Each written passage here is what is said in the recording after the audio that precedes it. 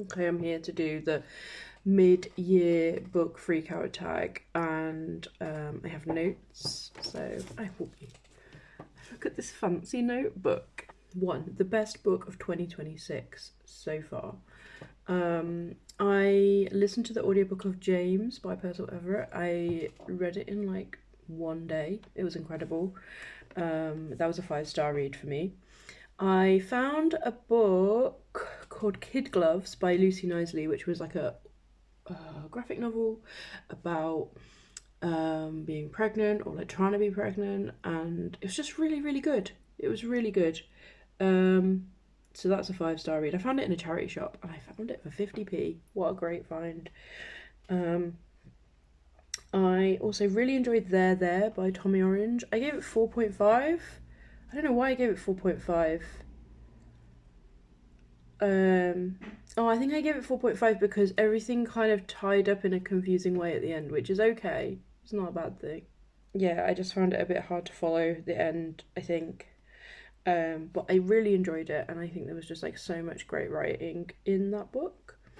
So question number 2 is the best sequel of 2026.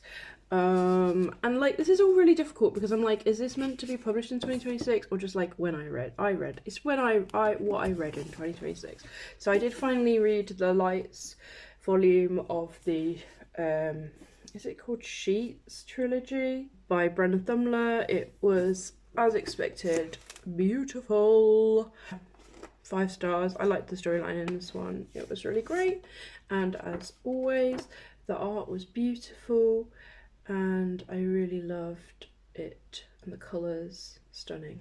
Another sequel I read, because I read actually the entire trilogy this year already, but the last volume in the Black Dawn series by Adrienne Maree Brown, Ancestors.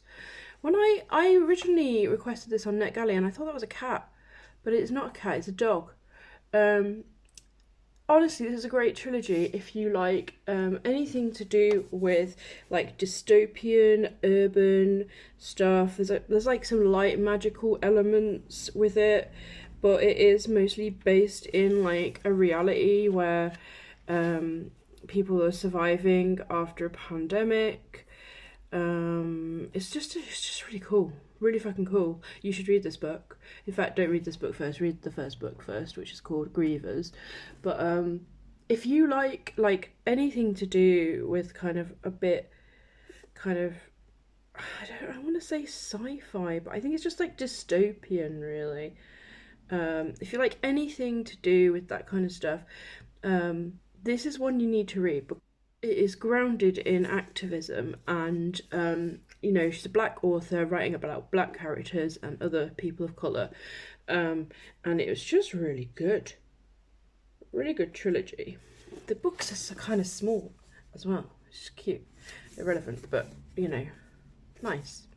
The next question is 2026 new release. So I have read a few new releases. I haven't really been blown away by anything super hard. However, the best new release I've read I think this year was Bad Queer by Gaia Theory Kamalakanthan. This was actually a NetGalley book which I got, and it's brilliant. It's really good. I gave it 5 stars. I just really enjoyed it. I think it's a YA, which I don't tend to like gravitate towards as much these days, but this one really did stand out. Yeah, it's written in verse, and it's about first love when you're a non-binary teenager, and also this cover is stunning. Yeah, just really, really nice. It seems to have like gotten only positive reviews on Storygraph, so don't sleep on this one if you enjoy things with a non-binary main character or have representation of BIPOC people who live in the UK. Super nice, loved that book. A couple of others that I enjoyed were, I did enjoy 200 Monas by Jan Sens, and I listened to the audiobook on NetGalley for that one too, and yeah, I just enjoyed it. It was just a fun caper, I would say. That was what I felt about that one. I also got The Arc of Emotional Support Animals by Nicole J. Georges, and I ended up purchasing it from my local comic shop. It's a great time. Just loads of cool animal pictures with little quotes, and then some worksheets at the back, which are really cool. I just really enjoyed Nicole's series of animals on Instagram, and so it's really cool to have like a physical book with them in to reflect on. And she also usually makes like a calendar of them, but yeah, a nice book. The next one is Biggest Disappointment, and I did finally, in the year of our Lord 2026, read Pride and Prejudice and Zombies, and I wish I hadn't. I think if it came out now, it would have been better, but at the time, I feel like the bar was lower for like adaptations, and quite frankly, it was like terrible fan fiction, and actual fan fiction would have been better than this. So that's my hot take on that one. I also listened to a few audiobooks that I was just like meh. I listened to The Let Them Theory by Mel Robbins. No, it was a miss for me. I don't recommend that book. I listened to Bad Taste by Natalie Ola. I just don't think it hit what it said it was going to do. It was meant to be about bad taste, but it was kind of like talking about why people think things are good taste a lot, and I just wanted more in-depth celebration of taste. Oh, another one that was really disappointing was this Wes Anderson graphic novel I got on NetGalley. I don't think anyone really gave it positive reviews because the art style was just not on par with like Wes Anderson as a person and a creator. That was pretty disappointing. Like I feel like if you've got the money and the means to make a graphic novel about Wes Anderson, then you need to really step up. And I feel that's kind of mean, but I don't mean to be mean, but it just was not what I expected from that. And then You Didn't Hear This From Me by Kelsey McKinney. I'm a huge fan of the Normal Gossip podcast. So I was excited to listen to this audiobook. She read it herself, which was fun, but it just wasn't quite as good as I wanted it to be. It wasn't bad, it just wasn't as good as I wanted it to be, so I'm putting it in this category. Favorite new author. I mean, I do think I would read more from Adrienne Marie Brown. I have already read another of her books, like ages ago, which was a non-fiction book. I don't know if she's writing any more fiction. I hope she does, though. I also really loved the Brontes Purnell book I read this year, which was Johnny, Would You Love Me If My Dick Were Bigger? And I read 100 Boyfriends last year, but I didn't like 100 Boyfriends as much as I liked Johnny, Would You Love Me? And there is at least one more book written by Brontes Purnell, which is in my local library, so I will be getting that too. I just really liked the writing a lot. I really enjoyed I Shall Never Fall in Love by Harry Connor. It was just a really cute graphic novel, kind of a retelling of like Pride and Prejudice, all that kind of thing, or like a Regency romance, but with like queer characters. I just really enjoyed that, and I really liked all the like actual queer history in the back of that, so I'll definitely watch out for Harry Connor again. I think, Tommy Orange, Percival Everett, Octavia E. Butler, and is there anybody else whose books I read for the first time this year where I was like, oh, this is good? These are all people who I'm going to read more from this year, because I enjoyed books by them so far this year as well. So that's other authors to be reading more of. Yeah, my biggest surprise of the year so far is that I did read some series and enjoy them. Like, I listened to the Becky Chambers books, The Tale for the Wild Built, and then the other one, and I enjoyed them. and I obviously read this trilogy, which again, it does say it's sci-fi on the back, so I'm going to say it's sci-fi. And what else did I read that was kind of a bit sci-fi? Oh yeah, I read Kindred by Octavia Butler.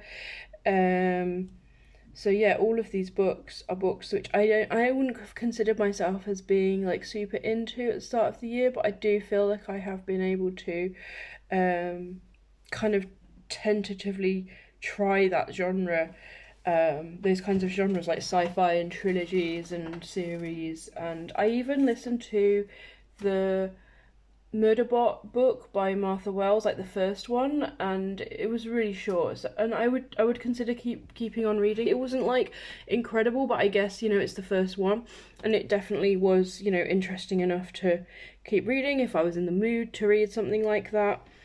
Yeah, that's my biggest surprise of the year, just being able to read things which were previously genres I would not have read, and getting something out of them and enjoying them. I also actually finished A Clockwork Orange this year, and that surprised me because the first time I read the physical book and it was just so dense, and I was just like, this is a hard work. And I listened to the audiobook, and the narrator was the guy who plays Mr. Collins in the Keira Knightley Pride and Prejudice film, and he was amazing. Like, he was amazing. He made it so accessible. I didn't feel like it was hard work at all. I mean, yeah, a biggest surprise of the year, and probably since doing Hercules, was just the fact that I'm enjoying audiobooks so much and able to access so many different books in that format that I maybe wouldn't have sat down and read myself. Like, so that's incredible. I also listened to An Absolutely Remarkable Thing by Hank Green, which it had been on my radar, but I just hadn't really rushed to read it or been interested really. But I listened to the audiobook. It was so interesting. So I'm going to read the next one in the next 6 months probably. I'll probably finish that as well. Look at me with all these like series. Yeah. New fictional crush. Now, I'm always really confused as to whether I'm meant to be having a crush on the character or a crush on the author. If it's a crush on the author and their writing, I will say Travels with Charlie by John Steinbeck. I just really enjoyed it, and I was like, oh yeah, I need to read more Steinbeck. Like, I knew I liked him. I've read a few of his books, but like, it just reminded me why. And I guess Bronte's Purnell again, because I just really enjoyed the way he writes. It's kind of like metafiction. It's kind of like memoir-ish, but fictionalized. And I really enjoy the way that he writes, even though I can't necessarily relate to all his characters and their choices. Obviously I read the whole of the Game Changers series, so you could argue that I had a fictional crush on that series, but maybe I just had a fictional crush on Shane and Elia. Debatable. I also loved Blades of Fury. I can't remember the authors, but I'll put it up here. And it was a web comic which has been published into a volume so far, and I'm tempted to buy that because honestly it was just so fun. It was so light-hearted.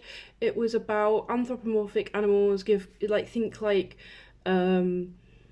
BoJack Horseman, but like queer, and about ice skating, and it was just really cute and fun, and it's written by queers, and I just loved it. And yeah, you can read the whole comic on like Webtoon or Tapas or something, so if you want to read that and you don't know where to get the book, because I don't even know whether I could easily get the book, I haven't looked into it, it's easily readable, and yeah, it has been published into a book. A book that made me happy, I guess probably it would have been Blades of Fury, but also I really enjoyed the Steeple books by John Allison. This came as a complete surprise.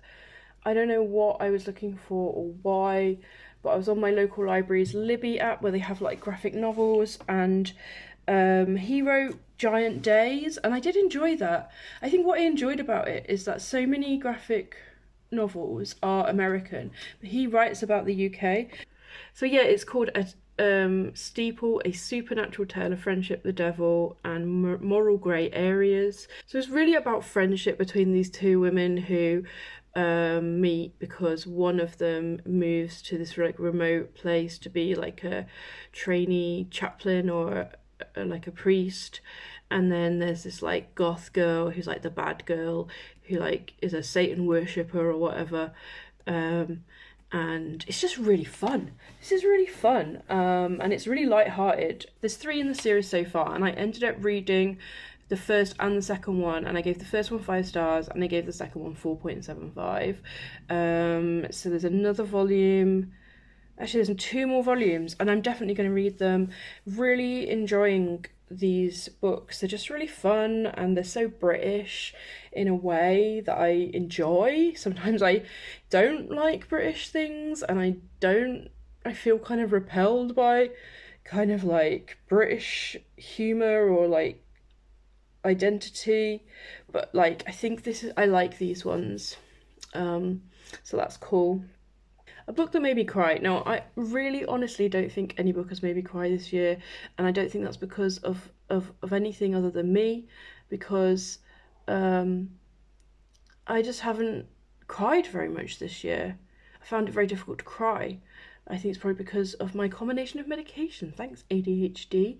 But a book that would have made me cry if I'd have read it any other time, I guess, is Annie on My Mind by Nancy Garden. This completely took me by surprise. I found it on my local library app. I was just looking for like an LGBTQ plus romance to read, like just as an ebook, just to pass the time when I wanted to read on my phone, and found this book, and I didn't really know anything about it. And then I discovered that it was originally published in 1982. So it's literally like an old school YA, which I really enjoy, but it's queer, it's lesbian, it's sapphic, it's beautiful. And it was like if you read a Paula Danziger book that was sapphic or something. It was so cool to read this book. I gave it 5 stars, just probably because of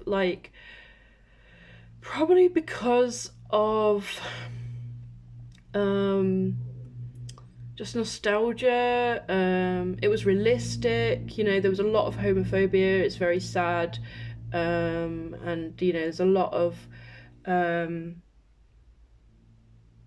oh my god, what's the word, like judgment on other characters, people being outed against their will. You know, there's a lot of themes which we like know are horrible and bad, but actually did happen in history in particular, and still happen now, let's be really honest. But it was so beautiful, I really enjoyed it. And yeah, it was a banned book apparently. It was banned from many school libraries and publicly burned in Kansas City. Honestly, if this book had been on my shelves at school, it would have made me realise I was gay way quicker, which, you know, is exactly what they want you to not do, isn't it?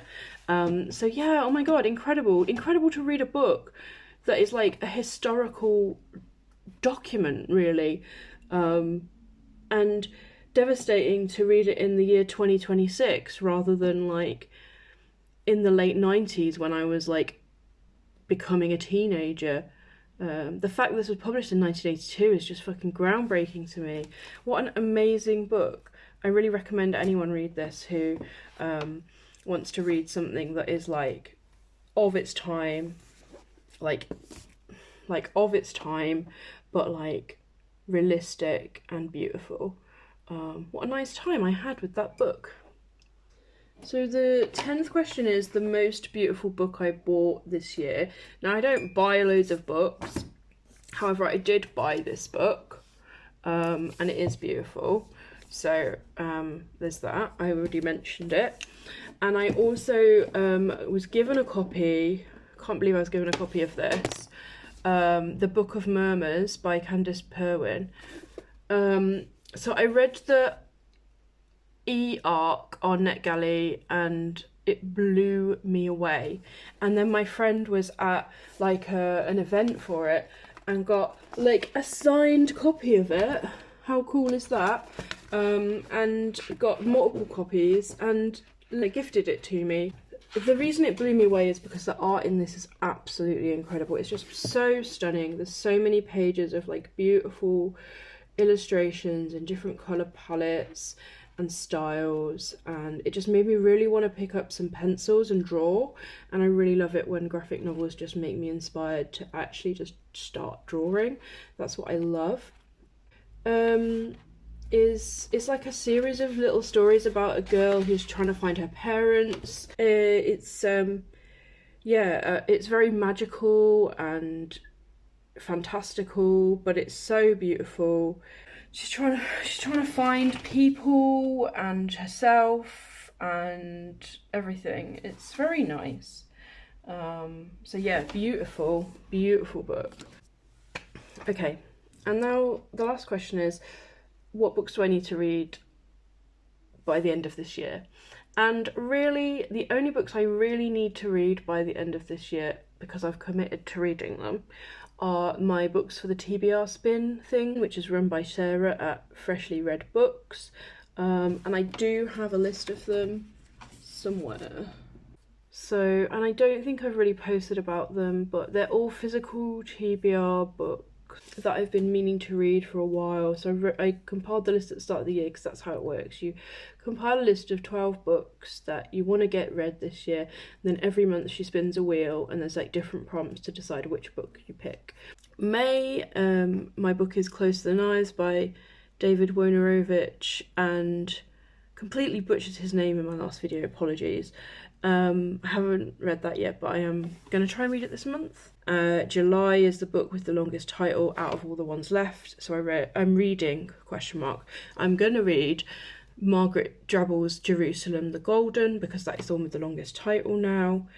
And the rest of my books that I need to read for this are, again, all physical TBR books. There's The Comedian by V.G. Lee. I just found this in a charity shop. I don't really know anything about it, but it's queer and it's written in 2001. So we'll see what happens when I read that. I've got a huge art book about Miranda July, which I haven't really read, so it'd be really cool to actually read that. I've got Private Rights by Julia Armfield, which I haven't read yet. What I Loved by Siri Hustvedt, Love Letters by Virginia Woolf and Vita Sackville-West, which was a birthday present last year, and Lope by Shola von Reinhold, which again was a birthday present. I can't remember when I got it, maybe it was last year as well. Anyway, I want to read them this year because I want to read up my books on my shelf, you know? Yeah, so they are the books I kind of promised myself I would read this year.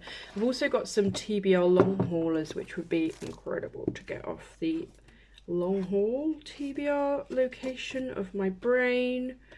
Oh, I've called them TBR relics in my reading bullet journal, which I started. Let me know if you want a video about my reading bullet journal, because I'm not gonna do one unless people actually want to see it, because it's more of a me thing, really. Although I do love Books and Bujo, who does bullet journals for reading, and I do love that kind of content anyway.